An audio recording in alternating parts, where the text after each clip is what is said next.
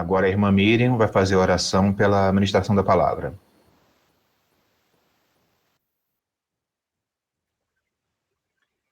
Olá, irmãos. Alguém tá passando voz? Tá. Bom. Amém, estamos ouvindo. Amém. Senhor, abençoe o pastor Adailton. Abençoe toda a sua jornada, para que ele possa continuar compartilhando a sua palavra e seus ensinamentos. Use-o como ponte, para que possamos compreender, compartilhar e guardar a sua palavra em nossos corações. Amém. Pastor Adailton, agora é com você.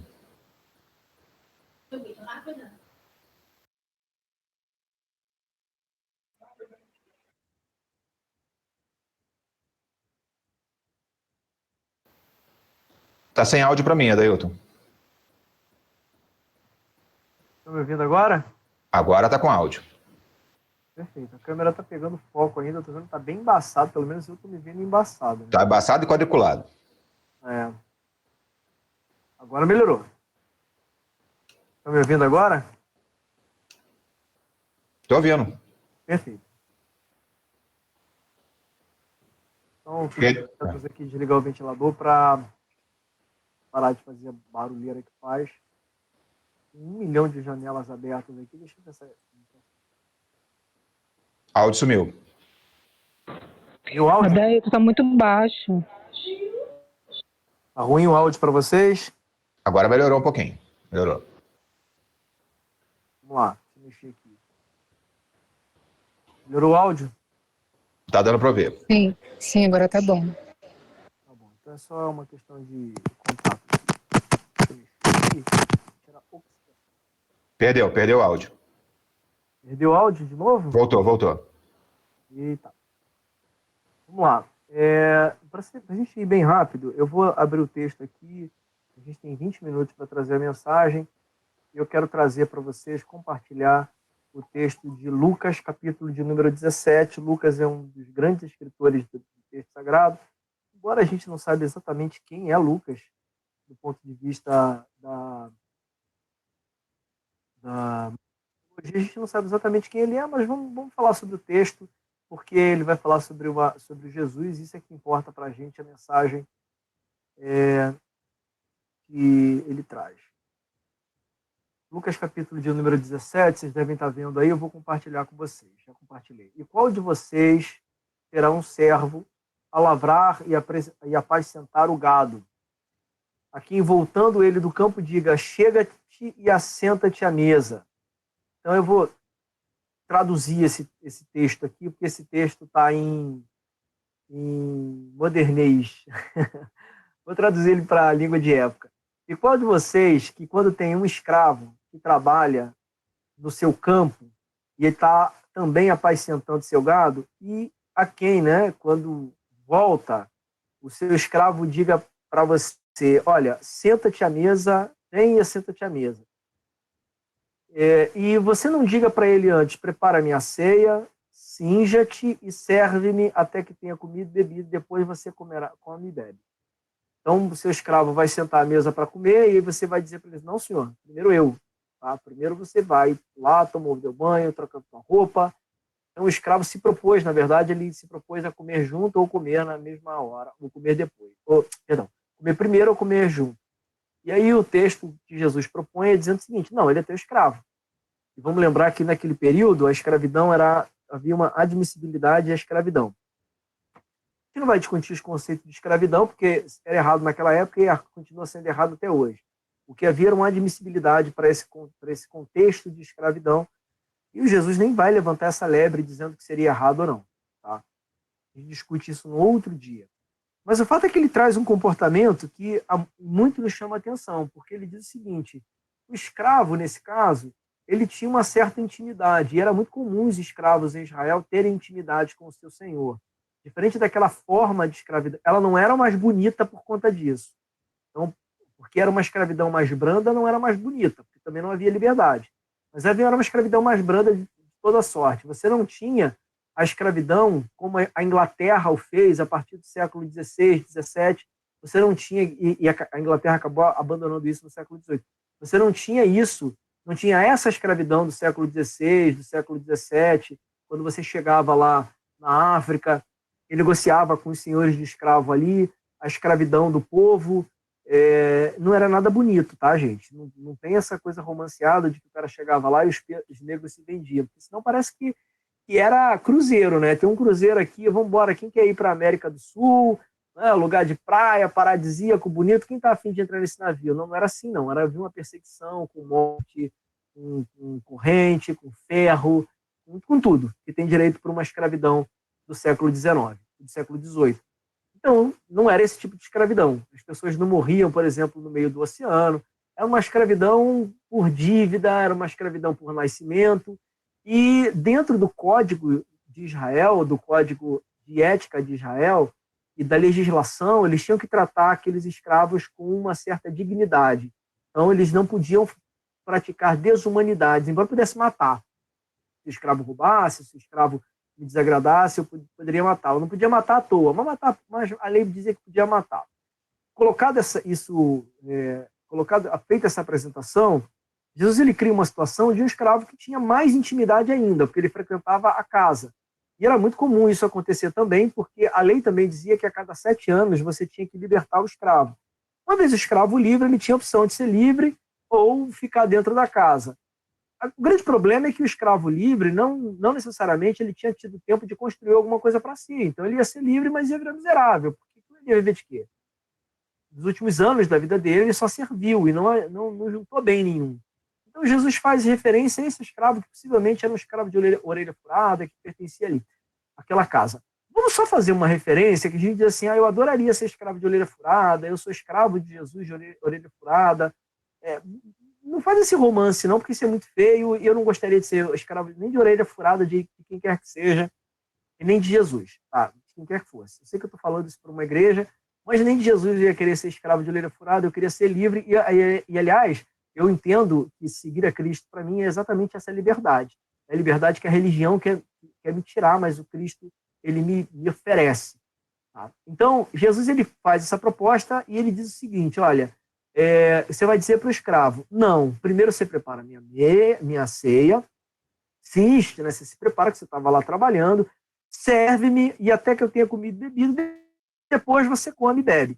E aí ele faz uma pergunta para você que é uma pergunta retórica. Por acaso, porventura, dá graças ao teu servo, você agradeceria a ele porque ele fez exatamente aquilo que foi mandado a ele? Ou seja, você diria obrigado para esse cara porque ele fez exatamente o que ele tinha que fazer. Ele não fez nada além daquilo que lhe era obrigado como escravo. Você daria obrigado a ele? E Jesus mesmo responde dizendo assim, eu acredito que não. Eu acredito que você não daria obrigado porque ele fez aquilo e era obrigação dele.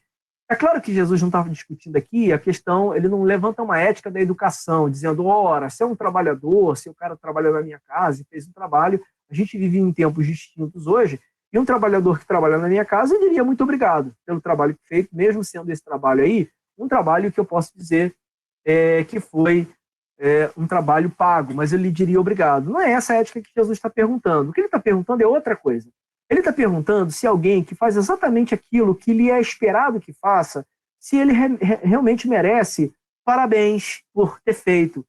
E hoje a gente vive num mundo, e isso já era, pensa nisso, se isso já era discutido no século I, hoje mais ainda, do ponto de vista filosófico, isso é muito discutido. Jesus ele não traz exatamente uma ideia nova. Essa ideia já era uma ideia que já era discutida desde os filósofos socráticos, ou seja, o que se discute aqui é, se você faz aquilo que esperam que você faça, você não merece parabéns porque você foi uma pessoa medíocre. E ser medíocre hoje virou moda, né? Ser medíocre hoje está tudo bem. Ser medíocre hoje é bonito. Quando já naquela época ser medíocre não era bonito. O que é, Adailton, ser medíocre? Ser medíocre é estar dentro da média. Ser medíocre é ir para a escola e já que... Quanto é que eu preciso tirar para passar? 5? Então eu vou tirar 5. O que eu preciso fazer para ser um bom pai? Para ser um bom pai, eu boto comida dentro de casa e alimento meu filho. Então, é isso que eu vou fazer. O que eu preciso fazer para ser um bom marido? Para ser um bom marido, eu tenho só que fazer sexo com a minha mulher e dar atenção para ela quando eu achar que tem que ter atenção. E, no mínimo, comprar uma roupa ou outra. Mas tudo isso, todos esses conceitos vão muito além do que simplesmente apresentar isso e colocar essas questões sobre a mesa. Não, eu preciso fugir do parâmetro da mediocridade. E o cristianismo está dentro desse viés. O cristianismo hoje entende que para ser cristão eu tenho que ir para a igreja. Para ser cristão eu tenho que, de vez em quando, falar na igreja. Para ser cristão eu tenho que simplesmente, eu sou seguidor do Cristo. Então, de vez em quando eu falo sobre esse Cristo. Quando muito, talvez, de vez em quando eu vou lá e distribuo um prato de comida ou outro, e isso tudo me faz cristão.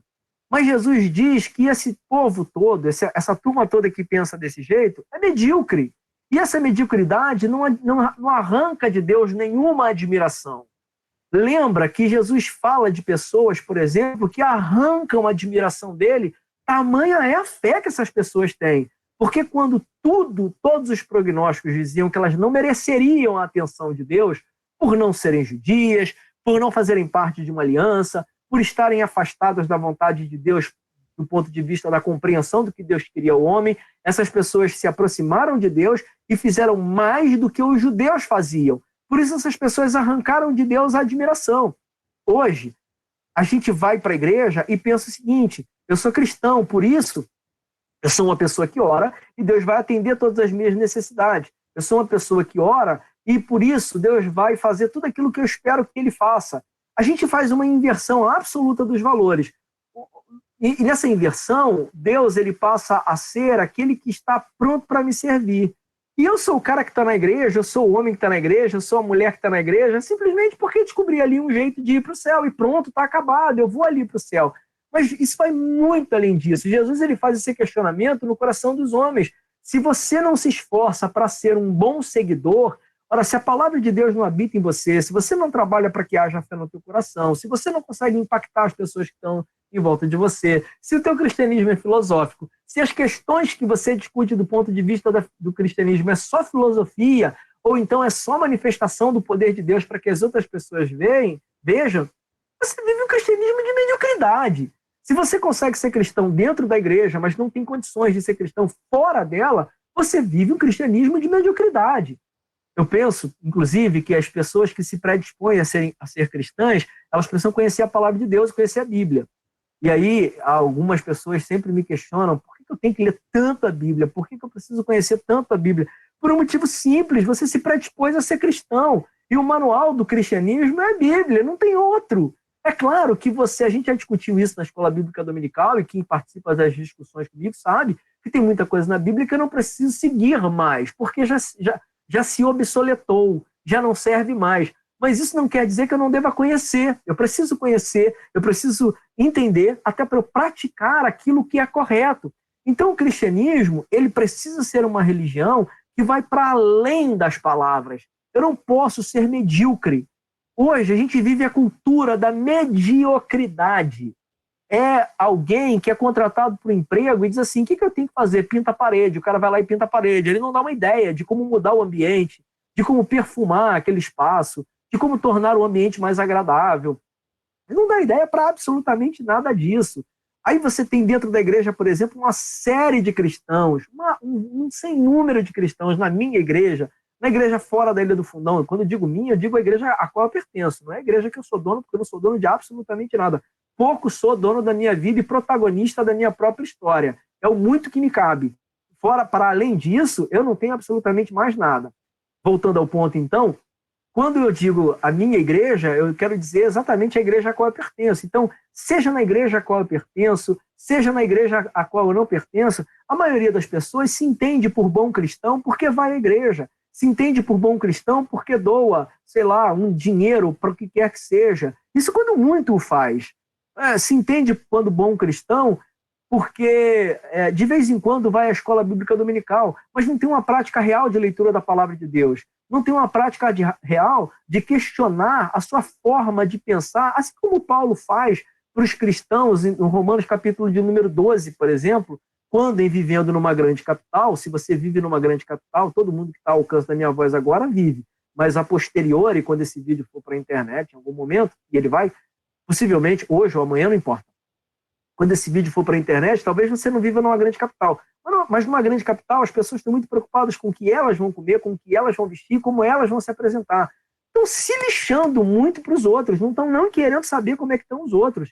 E isso é a regra geral. O Paulo, ele diz em Romanos capítulo 12, para aquela turma que vivia numa grande capital, não tomem a forma dessa capital, da Roma, mas antes tenham o prazer de amar os outros, de ter os outros em grande estima, de se preocuparem mais com os outros, de tentarem entender os outros, de não ofender os outros, ou seja, de viver para que o outro possa enxergar o Cristo da cruz em você. Isso é objetivamente fugir do ponto de vista da mediocridade. Hoje as pessoas estão abarrotadas do sentimento de mediocridade. São pastores que não leem a Bíblia, são cristãos que não têm intimidade com a palavra. Alguém disse para mim uma época que me deixou tão feliz quando falou isso. Para que ler a Bíblia todo ano? Ora, a Bíblia é meu instrumento de trabalho, então eu preciso conhecê-la de ponta a ponta, até para saber o que serve e o que não serve. Então, eu não posso ser... Antes, né, na década de 60, né, 50 do século passado, para as famílias mais abastadas, de classe média A e B, e um pouco mais na década de 70, 80, para as famílias, aí para as classes C e D, a televisão era o grande índice da mediocridade. Era chegar em casa, a vida estava resolvida, porque você trabalhava o dia todo, se envolvia nessas atividades seculares, chegava em casa, ligava a televisão, e pronto, estava resolvido. Você assistia a televisão ali a noite toda até a hora de ter sono, depois você vai dormir. Hoje você tem a televisão e a internet, né? Porque as pessoas chegam em casa e vão lá assistir o Big Brother Brasil. Se você quiser assistir, eu vi alguém falando sobre o Big Brother Brasil, só para abrir um espaço aqui, uma coisa que eu gostei demais que ele falou. Big Brother Brasil é a maior experiência antropológica da história da humanidade, mas não para quem está dentro da casa, para quem está fora. Porque você conhece as pessoas que estão do lado de fora a partir do momento que elas avaliam quem está lá dentro. Eu achei isso incrível. E é verdade, eu passei a entender realmente que o Big Brother é uma grande experiência antropológica para quem está do lado de fora. Mas vamos voltar ao ponto da mensagem. Você chega em casa, assiste a tua televisão, depois que pega a sua televisão, você vai para o teu telefone e ele te satisfaz. E não tem mais contato com a família. A família não precisa jantar na mesma mesa. Eu, quando vou, eu sou um cara chato. Sério, eu sou mesmo.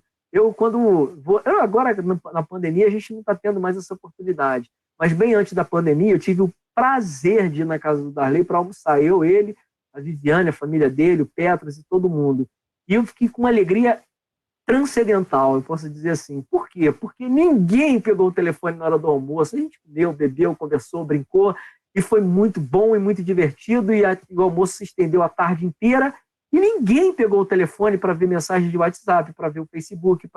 E quando eu vou na casa das pessoas, que eu sento à mesa, que alguém pega o telefone, aquilo me dá uma angústia, porque como é um comportamento medíocre? Por que o comportamento medíocre? É o comportamento da massa, é o comportamento da maioria. Claro, se você está trabalhando e aí você ainda está no ambiente de trabalho, eu até falo para as pessoas, quando eu estou na mesa com elas e pego o telefone, eu digo assim, gente, olha só, eu estou trabalhando, eu até levanto da mesa e falo assim, gente, me dá licença, eu tenho que resolver isso aqui do trabalho, e depois eu volto. E aí volto, eu atendo minha ligação, falo assim, gente, é uma coisa de trabalho que eu preciso resolver, e depois eu volto, porque hoje o trabalho está tomando nosso... Como a gente está em apartamento social, o trabalho não tem mais horário.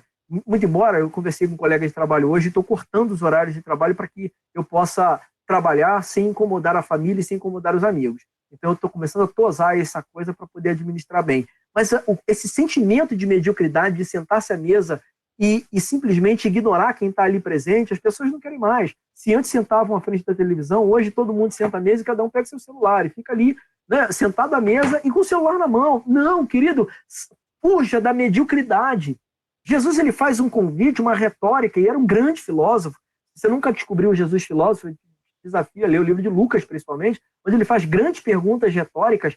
E ele pergunta isso, você quer ser medíocre? Você quer viver a mediocridade? Hoje, mais que nunca, o mundo não admite gente medíocre. Não admite. Eu, particularmente, não tenho paciência mais. Mas o mundo não admite, porque pensa no seguinte, você que talvez hoje tenha uma graduação, sabe que isso não te leva mais a um bom emprego. Hoje você precisa ter uma especialização e talvez um mestrado ou um doutorado. É assim que o mundo funciona e cada vez exige mais. Eu sou um cara chato com a minha família, de vez em quando também, com os meus amigos, admitidamente, para o bem. É claro, se alguém disser para mim, você está sendo muito chato, não quero esse tipo de cobrança, acabou, também não vou te cobrar nunca mais isso, mas no dia que eu via com qualquer comportamento, e o que eu sempre dou liberdade para as pessoas é, em havendo em mim algum comportamento que destoe do que é regular e normal, avise-me, por favor, porque eu não posso ser um ser humano medíocre. Eu preciso entender que o discurso do Cristo, no capítulo 17 do livro de Lucas, ou da carta de Lucas, é o livro também. tá? Ou da carta de Lucas, da carta não, é tudo menos uma carta, é uma epístola. Então, do livro ou da epístola de Lucas, quando ele fala no capítulo 17, pelas palavras de Jesus, eu não posso ter uma vida de mediocridade, eu não posso ser um pai medíocre, eu não posso ser um marido medíocre, eu não posso ser um amigo medíocre, não posso. Jesus, ele levanta uma questão de 2000 anos atrás para que eu fuja dessa mediocridade. Não posso ser um cristão medíocre. O que é um cristão medíocre? Eu faço das palavras de Darley agora as minhas palavras, dizendo que eu não preciso da igreja para ser cristão. Definitivamente não preciso da igreja. Claro, eu já falei com a igreja, já conversei, que eu sei que dentro da psique de algumas pessoas a igreja é necessária. Assim como dentro da psique de algumas crianças, a sala de aula presencial também é necessária. Mas eu não posso generalizar, cada pessoa é de uma forma. O que eu preciso entender é que, de um modo abrangente e no maior espectro possível dessa compreensão, a maior parte das pessoas, e se não todas elas, precisam entender que eu preciso ser cristão e de forma exemplar. E quando eu falo isso, eu não estou falando de puritanismo, eu estou falando da prática e da vivência de mostrar o Cristo da cruz, e isso tem que existir fora da igreja. A minha amabilidade, a minha tolerância, a minha paciência, a minha compreensão, a minha capacidade de orar, a minha capacidade de visitar, a minha capacidade de compreender as pessoas, tudo isso tem que fugir da mediocridade. Portanto, quando a gente diz eu sou um homem e eu sou cristão, eu não posso ser um cristão medíocre. E aí eu volto a dizer o que Jesus falou. Quando o Pai dá uma ordem a todos os homens e a quem quer que seja, e esse homem faz aquilo que lhe era esperado, Jesus pergunta o seguinte: você agradeceria essa pessoa porque ela fez exatamente aquilo que lhe era esperado que fizesse? Jesus, ele responde a sua própria pergunta retórica, embora uma pergunta retórica não tenha resposta, mas ele vai dizer o seguinte: eu acho que não. Eu acho que você não agradeceria. Então, o que ele está dizendo objetivamente é que, em compreendendo que Jesus é o próprio Deus, ou a manifestação, pelo menos, desse próprio Deus, ou minimamente a vontade de Deus aos homens, ele está dizendo de forma clara: se você é medíocre, ou que se eu sou medíocre, eu não posso esperar que Deus vá me dizer obrigado. Ou seja, se eu sou um estudante medíocre, estou perdendo meu tempo em fazer oração na hora da prova. Se eu sou uma pessoa medíocre, eu estou sempre medíocre no sentido mais literal do texto, da palavra, usando que eu estou na média. O Darley é professor, a Ketilene é professora, não sei se a Karen está aqui, a Karen também tem muita experiência em sala de aula, mas não tem nada que deixe mais feliz a um professor, e eu posso dizer isso também de carteirinha, que não tem nada mais feliz do que você encontrar aquela pessoa cuja a disposição para o aprendizado muitas vezes supera até a capacidade de aprendizado da pessoa. Às vezes você encontra alguém que tem uma capacidade de aprendizado absurda, mas a disposição para esse aprendizado é quase zero. Tem outras cuja capacidade de aprendizado é pequena, mas a disposição para aquele aprendizado é admirável, é invejável. Você fala assim: uau, como tem energia essa pessoa para querer aprender. Por isso, Jesus, e aí eu quero começar a encerrar aqui minha mensagem, Jesus faz um convite àqueles servos, e aí Jesus, ele vamos só abrir o espaço aqui. Por que Jesus acha da escravidão? Eu já não chamo vocês de escravos, mas chamo vocês de amigos. Pronto. Depois a gente fala sobre isso. Em outra oportunidade, vocês me chamam e a gente vai discutir qual é o ponto de vista. Por isso que eu falo que tudo que era importante, Jesus falou. O que não era importante, a gente jogou dentro da nossa religião. Mas Jesus era contra a escravidão porque ele diz assim: oi, a gente vai discutir isso em outra oportunidade. Mas Jesus, ele fala o seguinte: se vocês quiserem ser bons servos de Deus ou bons amigos de Deus, ele tem uma expectativa para cada um de vocês. Você não precisa ser um exímio talentoso, um exímio pregador para falar da palavra de Deus. Precisa. É isso que Deus quer de você. Não é isso. Olha o que o texto diz, só para eu voltar lá para vocês, e qual de vocês que não serve lá? E não lhe diga: prepara a mesa, assim, serve-me até que tenha comido, bebido, depois comerás e beberás. Porventura da graça é porque ele fez o que lhe foi mandado. Jesus não fala assim: porventura você vai dar graça porque ele fez perfeito, fez bem, fez com zelo. Não, você vai dar graça porque ele fez. Porque foi mandado, ele foi lá e fez. O que Jesus está dizendo é o seguinte: vai lá e faz, cara. Vai lá e faz. Lembra da regra do feito é melhor do que o perfeito. Tem gente que nunca arruma emprego porque quer o emprego dos sonhos. Tem gente que nunca constrói porque quer construir com perfeição. Tem gente que nunca faz porque está esperando a oportunidade da perfeição. Eu peco por muitas vezes na minha tentativa, mas eu peco muito mais por ter tentado errado do que não ter tentado. De verdade, os meus amigos mais próximos sabem disso. No passado, quando eu era um adolescente indeciso, isso durou muito tempo, tá? Minha adolescência durou tanto tempo, gente, olha, para quem é próximo de mim, aliás, a maioria dos meus amigos durou bastante tempo, a gente era bem próximo nesse sentido. Nossas adolescências duraram muito tempo, mesmo casados, as nossas adolescentes duraram muito tempo. E a gente eu sempre ficava pensando em como fazer, por que fazer, para que fazer.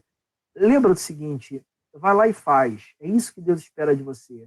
Vai lá e faz, e aperfeiçoa, e aperfeiçoa, e aperfeiçoa, e aperfeiçoa. E vai fazendo por aperfeiçoamento. Agora, se você acha que o que você está fazendo tá bom, continua. Se você acha que quem você é tá bom, continua. Se você acha que a forma como você faz, o conjunto de saberes que você tem tá bom, continua. É só continuar na jornada que você está. Se você pensa, e isso eu tive que aprender a duras penas, se há alguma coisa perto de você que te incomoda, tira, te afasta, aparta. Essa é a decisão. É não querer ser medíocre. Se tem alguma coisa que você acha que deveria fazer, vai lá e faz. Os psicólogos, né? Os psicólogos não, os pediatras. Se você cria o teu filho, nunca leva ele para o parque, nunca leva ele para a praça, nunca leva ele para a praia, nunca leva ele, sempre bota ele ali dentro de uma bolha, ele nunca vai criar anticorpos. Então, um pouco de sujeira faz bem para a vida.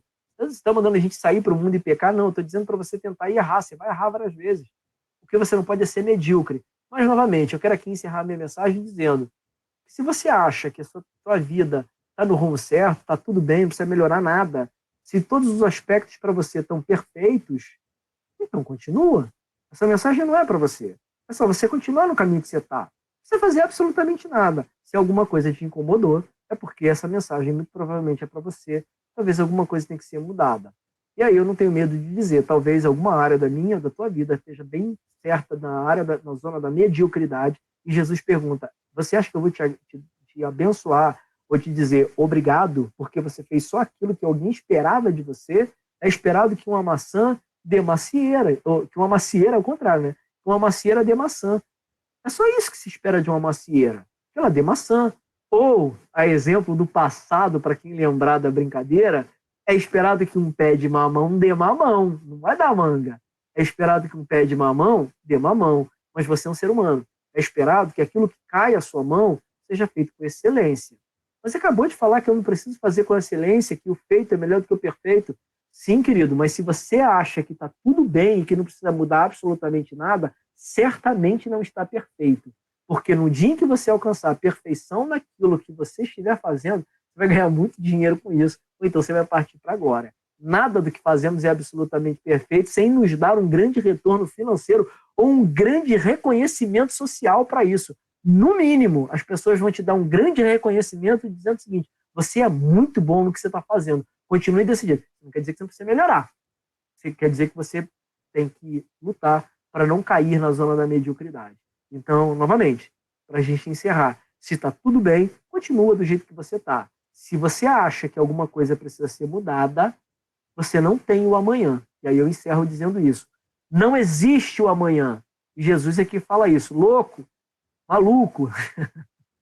Nessa noite que pedirem a tua alma, para quem será? Então você está guardando para fazer amanhã. Amanhã eu faço, amanhã eu realizo, amanhã eu tento.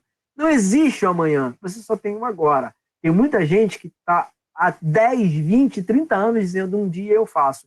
Sabe, meus irmãos, eu não conquistei tudo que eu queria na vida ainda. Possivelmente jamais conquiste tudo, porque sempre vai ter mais alguma coisa.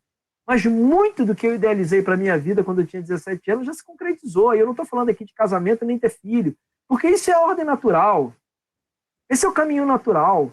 O que eu estou dizendo é a construção do que você faz dentro da tua cabeça, da pessoa que você constrói, de quem você é. É isso. Deus abençoe a tua vida e o teu coração. Eu espero que o Espírito de Deus possa falar, mas muito melhor do que eu falei, porque certamente eu acredito muito que Deus ele é capaz de falar naquilo que a gente chama da divisão da alma e do espírito, que a gente não consegue definir bem qual é a divisão da alma e do espírito, por mais teólogo que a gente queira ser, ninguém define bem a divisão da alma e do espírito, mas Deus consegue tocar exatamente nesse ponto. Então, eu quero orar com você. Pai, obrigado por esse momento, que a tua palavra continue falando ao coração dos teus filhos. E que nós possamos ser convencidos da tua verdade. A tua palavra é a verdade. Que nós possamos ser convencidos dela. Em nome de Jesus.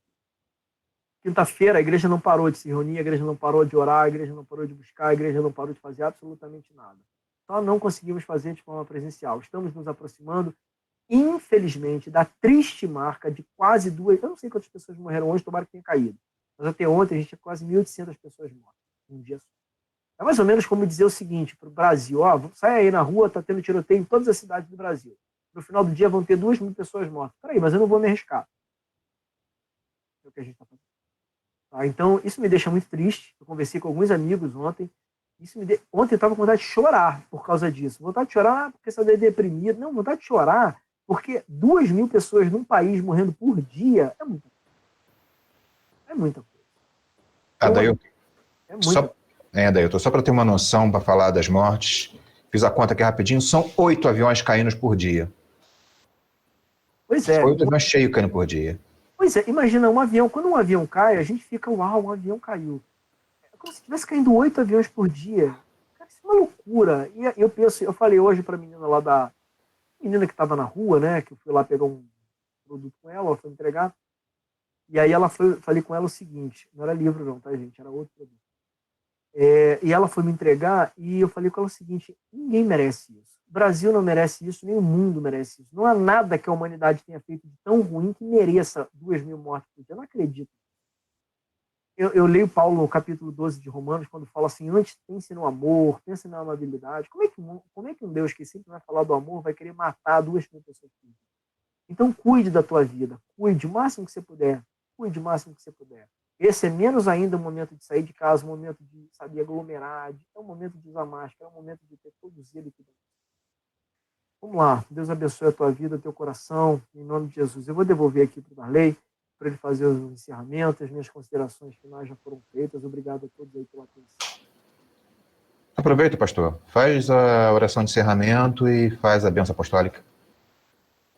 Perfeito. Vou orar então para encerrar. Pai eterno, obrigado pela tua oportunidade. E nós tivemos aqui, o Senhor nos deu a oportunidade de estarmos reunidos como igreja, ainda que virtualmente, e que bom que pudemos nos reunir virtualmente. Nós pudemos ver uns aos outros, nós vimos uns aos outros. Obrigado, Senhor, porque pudemos ver uns aos outros, vimos uns aos outros e podemos matar um pouco dessa saudade, desse desejo de poder ouvir a voz de nossas pessoas tão queridas, tão amadas, tão próximas, e que o Senhor possa abençoar essa igreja, dando-nos maturidade, consciência, paciência e cura. Acima de tudo, que o Senhor cure a nossa vida. Cura a nossa forma de pensar, cura a nossa forma de enxergar, cura a nossa alma, nosso coração. E aqueles que nem se admitem doentes, que se admitem absurdamente saudáveis, a esses também que tu possa dar a tua cura. Em nome de Jesus, Pai. Porque eu sei que a tua misericórdia é estendida a todos os homens, mesmo aqueles que não querem. Em nome de Jesus. E que a graça de nosso Senhor Jesus Cristo, o amor de Deus nosso Pai, e a doce e preciosa consolação do Espírito Santo de Deus, seja com todos aqueles que querem a graça e a misericórdia do Senhor em suas vidas, todos digam amém.